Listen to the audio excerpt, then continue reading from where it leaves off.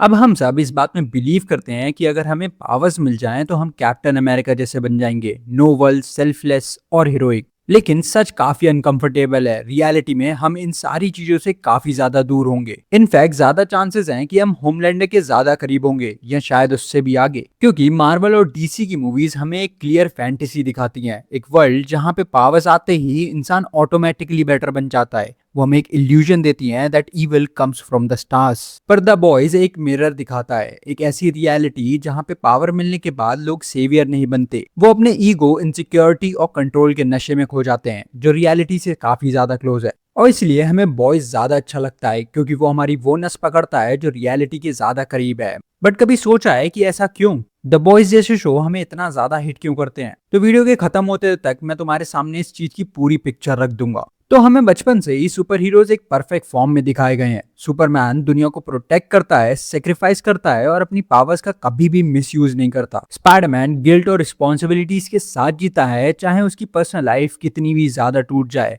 वहीं Batman trauma के बाद भी अपने मॉरल लाइन को क्रॉस नहीं करता।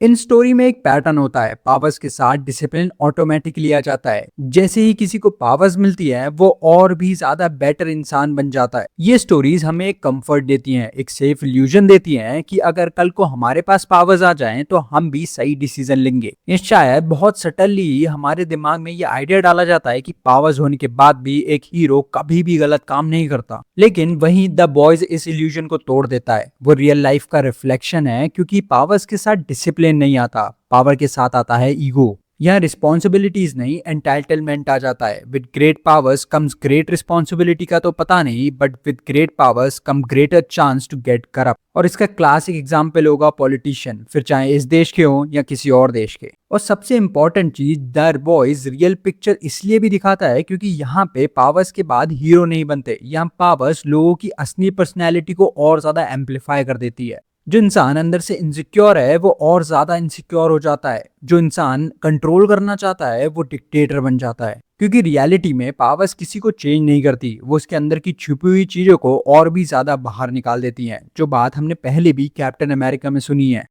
But more important, the men. The serum amplifies everything that is inside. So, good becomes great.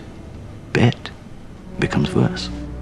तो एक इंसान जो लाइफ में फेल हुआ है, जो इग्नोर हुआ है या रिजेक्ट हुआ है, अगर उसके पास सडनली गॉड लाइक पावर्स आ जाएं तो बहुत ज्यादा चांस है कि वो हीरो नहीं बनेगा, वो प्रूफ करने लगेगा। क्योंकि एक इंसान का असली कैरेक्टर तब पता नहीं लगता जब उसके पास कुछ नहीं होता, वो तब पता लगता है जब वो पावर की पोजीशन में होता है। तो ये सवाल कि एकदम ऐसा क्या हुआ जिस वजह से हमें द बॉयज मार्वल और डीसी से ज्यादा पसंद आने लगा, इसका सिंपल जवाब है, द बॉयज हमें एक अनकन्वेंशनल और रियल पिक्चर दिखाता है। रियल वर्ल्ड की एक ऐसी पिक्चर जो कि एक मैच्योर ऑडियंस हमेशा से देखना चाहती थी। मार्वल और डीसी एक आइडल वर्ल्ड दिखाते हैं जहाँ पे हीरोज हमेशा मॉरली राइट होते हैं, चाहे सिचुएशन कितनी भी टफ हो, एंड में वो सही डिसीजन ले ही लेते हैं। मार्वल और डीसी की most of the story lines उस लूनी ट्यून की तरह है जहाँ पे जितना प्यारा दिन उतने प्यारे हम। बट द बॉयज ह्यूमन की डार्क साइड और उनके फ्रेजाइल ईगोस को दिखाता है। अब सच ये है कि इंसान का ईगो ही डिसाइड करता है कि वो अपनी पावर्स को किस तरीके से यूज करेगा। और यही सबसे बड़ी प्रॉब्लम है, क्योंकि जब एक्शंस जस्टिस से नहीं ईगो से ड्राइव हो तो पावर्स प्रोटेक्ट नहीं करती, वो डोमिनेट करती हैं। और होमलैंडर एग्जैक्टली इसी का एग्जाम्पल है। वो खुद बोलता है, I want them to love मी।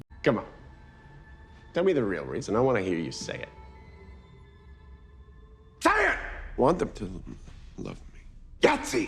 मतलब उसकी प्रॉब्लम पावर नहीं है, उसकी प्रॉब्लम है वैलिडेशन की भूख। अब होमलैंडर कोई मास्टरमाइंड विलन नहीं है, वो बस एक इंसान है जिसे कभी भी रियल लव नहीं मिला, जिसे सिर्फ और सिर्फ अप्रूवल चाहिए। और अब उसे फाइनली पावर्स मिल गई हैं, जिससे कि वो अब दुनिया को फोर्स कर सकता है कि वो लोग उसे नोटिस करें। और हम सब के अंदर ये चीज एग्जिस्ट करती है। और शो में भी हमने कई बार देखा है, जब उसे वो चीज नहीं मिलती तो वो ब्रेक नहीं होता, वो लैश आउट करता है। और यही डिफरेंस है फैंटेसी और रियलिटी में। यही डिफरेंस है मार्वल और डीसी की most of the comic lines और द बॉयज में। क्योंकि फैंटेसी में पावर्स इंसान को हीरो बना देती हैं, वहीं रियलिटी में पावर इंसान को एक्सपोज कर देती हैं। और एक्सपोज होने के बाद निकलता है एक फ्रेजाइल ईगो जो कि सिर्फ और सिर्फ डिस्ट्रक्शन जानता है। द बॉयज की सबसे पावरफुल बात ये नहीं है कि उसमें सुपर हीरोज करप्ट हैं, बल्कि ये है कि वो हर उस डार्क ट्रेड को एक्सपोज करता है जो हर इंसान के अंदर ऑलरेडी एग्जिस्ट करता है। Greed, jealousy, insecurity, control, validation की भूख। ये सब चीजें हम सब में होती हैं, बट डिफरेंस ये है कि हमारे पास पावर्स नहीं है। और द बॉयज एक सिंपल सवाल पूछता है, अगर ये सब चीजें पावर्स के साथ कंबाइन हो जाएं तो क्या होगा? आंसर आता है बॉयज यूनिवर्स के ज्यादातर कैरेक्टर्स, क्योंकि यहाँ कैरेक्टर्स पावर्स का यूज जस्टिस के लिए नहीं करते, वो अपनी डिजायर के फुलफिलमेंट के लिए करते हैं। कोई रिस्पेक्ट चाहता है तो फियर क्रिएट करता है, कोई लव चाहता है तो कंट्रोल करता है,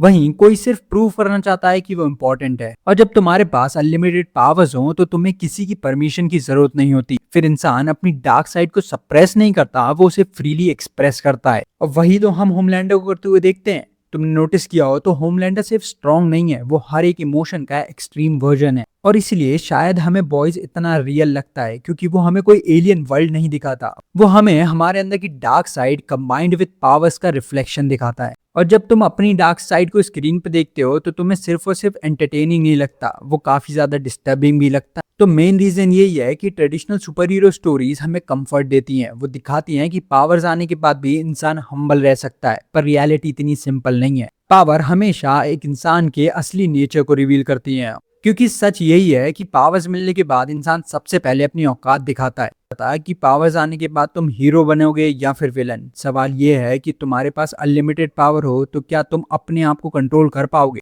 और द बॉयज इसका क्लियर रिप्रेजेंटेशन है, इसलिए हमें वो इतना ज्यादा पसंद आता है। हमें क्लियर पिक्चर मिलती है कि जब ईगो, इनसिक्योरिटी और पावर एक साथ आते हैं तब हीरो नहीं, इंसान एक्चुअल में होमलैंडर बनता है। तो अगर तुम मेरे किसी भी पॉइंट से थोड़ा भी एग्री करते हो तो वीडियो को लाइक करो, और तुम्हारा इस पे क्या टेक है वो नीचे कॉमेंट्स जरूर बताना। नेक्स्ट किस कैरेक्टर पे बात करें वो भी, नए हो तो चैनल को सब्सक्राइब करो। मिलते हैं नेक्स्ट वीडियो में।